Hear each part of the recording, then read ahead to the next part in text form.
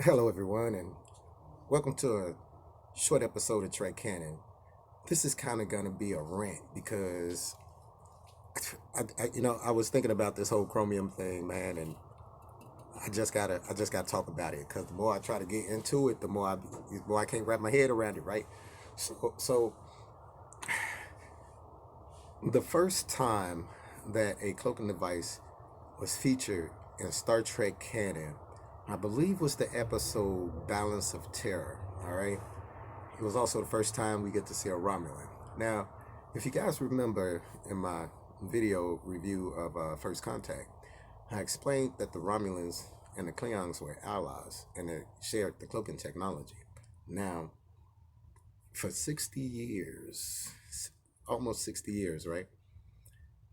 We have had, like I said, technical manuals, schematics, breakdowns, man, engineering blueprints, engineering memos, conventions, man, all kinds of stuff that went over pretty much every piece of technology that was theorized, featured and operated, all of that kind of stuff in all Star Trek canon.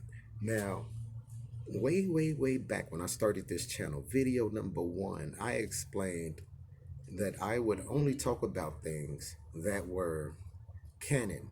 And when I say canon, things that were shown in media or considered part of the media storyline by the creators of Star Trek, which is why I have to include the Kelvin timeline, although I don't want to, and I don't like to, and I try not to think about it much, as still part of canon. And I justify that by saying, hey, man, it's just one of the many infinite alternate timelines in Trek, which is fine.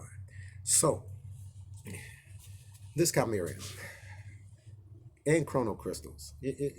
So this is gonna be my rant, man. Check it out. So, Chrono Crystals. You mean to tell me? I'm gonna start with the Chrono Crystals. You mean to tell me that the Klingons, whose planet, their home world, is named Kronos, and if I remember the spelling, it was spelled with a Q, Uonos. Now, let's just say, for instance, it was spelled with a K, which could be another spelling since it's Klingon. But I'll never remember it being spelled Kronos with the CH. But let's just say, for instance, I'm tripping. For some reason, I'm tripping, right? Let's say, for instance, the Klingons had time crystals. Think about this. The Klingons, a warrior conqueror race, had time crystals. Now, if you want to examine this, man, that would mean that the Klingons were able to use these time crystals to travel through time, which again, we haven't been shown in canon, man. We ain't never met a Klingon time traveler. Wait, hold up.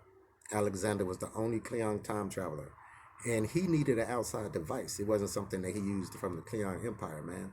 So the only other Klingon that even had a device that dealt with time travel, like I said, was that Klingon captain that tried to betray Admiral Janeway in the last episode of Voyager, in the series finale.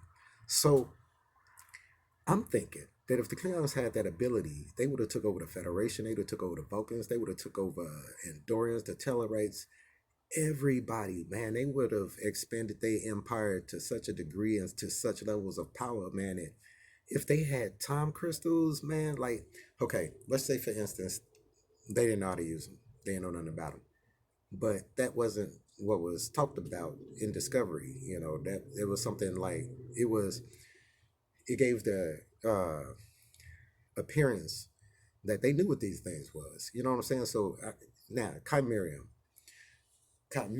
has never been featured in anything canon, but in non-canon, it has. There's times where I talk about, the books I've read in Star Trek and everything like that, but I try not to mention them too much because it's not considered canon. So there was Chimerium in one of the books. I mean, one of the book series. I forget which one it was, but it was a joke, man. And somebody decided to take that and, well, it wasn't a joke. It was part of the story of those books. But somebody decided on the writing staff to look at a non-canon source and decide to make things in a non-canon source canon. And it's Chimerium, an isotope that is made of several other isotopes, like a chimera. And we're going to put this in Star Trek, totally changing everything that had to do with everything published about the cloaking device. So that leads me to believe one of two things. All right, because you know me, man, I'm a Trekkie. I try to explain things in Trek, and that's why we all here, right? So it leads me to believe two things. Either one, everybody over there had spiked coffee. They was over there drinking. They was over there on the juice, or that this is some kind of new cloaking technology. They have a new warp technology, which is the protostar. So maybe they have some type of new cloaking technology, which they're trying to explain its power source through the use of Chimerium. So I don't know if how that's gonna work out. I'm interested to see how that goes. But man, come on, man, Chimerium. Look. Check writers. Come on over here with me. Come on here with me. Come here with me. Because I know you guys watch these videos, right? I know you guys watch these videos. No. Next time, just call me up. Call me up.